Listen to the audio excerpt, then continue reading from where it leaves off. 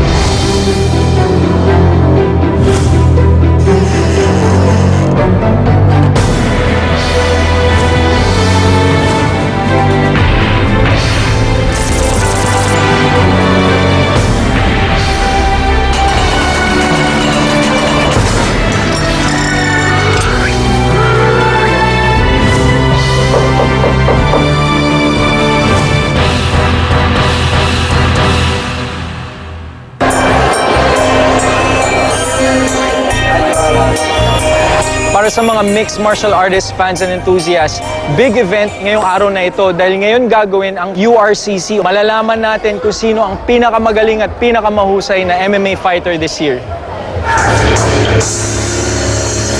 Kapatid! Para sa'yo to! Bakbakan na!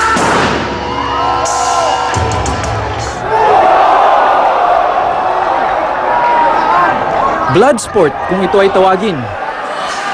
Dugo ang mga manlalaro ang nagtatagisan ng galing sa iba't ibang klase ng martial arts. Dalawang magkatunggaling walang halos suot na safety gear. Tanging mga mixed martial arts o MMA gloves lang ang pumoprotekta sa kanilang kamao sa sapakang tila hanggang kamatayan sa loob ng ring.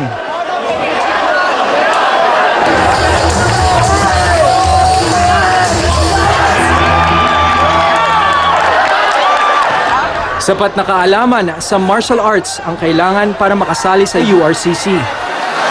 Kailangan marunong ka ng boxing, kickboxing, Muay Thai para sa siko.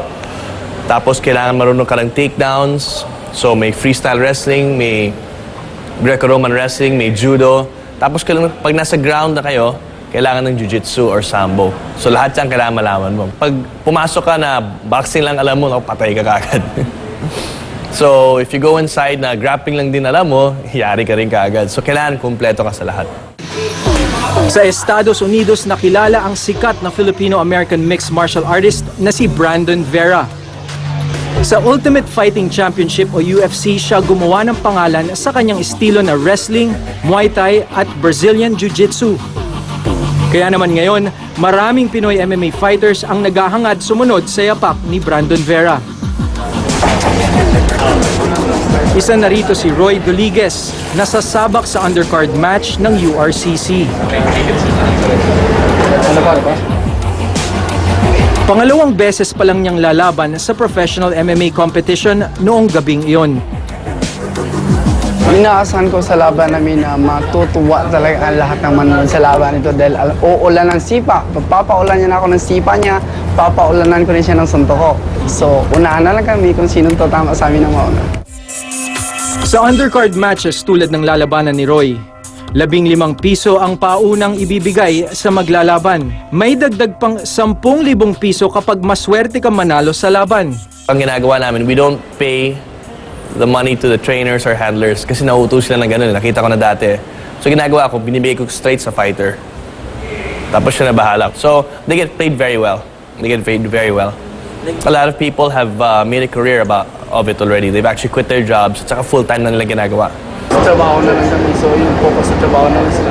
Si Roy, aminadong milya-milya ang layo ng kinikita niya ngayon sa MMA kumpara noong nagbaboxing pa siya. Mahigit 100,000 piso ang take-home niya sa tuwing may laban siya sa labas ng bansa. Ako naman nag-raps eh.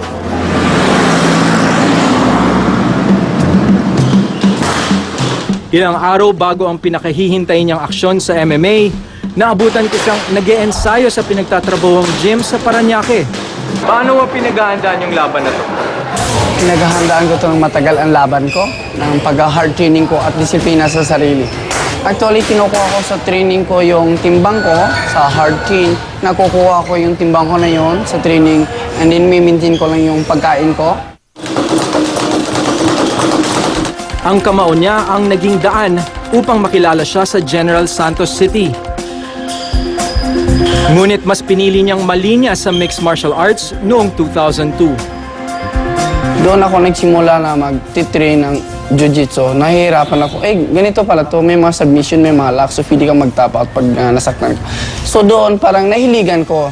So at that time, ayaw pa ng manager ko, ng boxing manager ko. So mula noon, so parang nagustuhan ko, nagbaboxing ako pero lumalaban ako ng underground fighting. Sa kanyang unang laban sa URCC noong 2011, ngumiti agad ang kapalaran kay Roy at naiuwi ang kanyang kauna-unahong tropeo sa MMA. 2 buwan umaabot ang kanyang pag-iensayo sa laban niya sa URCC.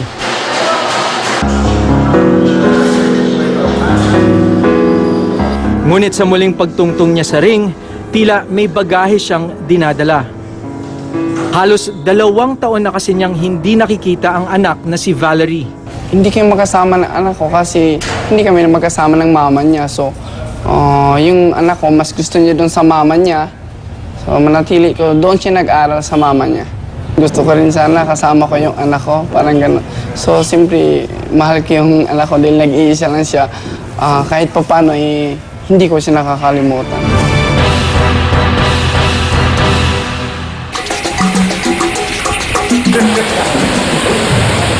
Isang araw bago ang aking laban, nangyari ang aking kinatatakutan. Yung rib ko talaga parang hindi ako nakapag-stretching siguro talaga. Ayaw naman pilitin ngayon. Don't go away, magbabalik ang Insider dito sa TV5.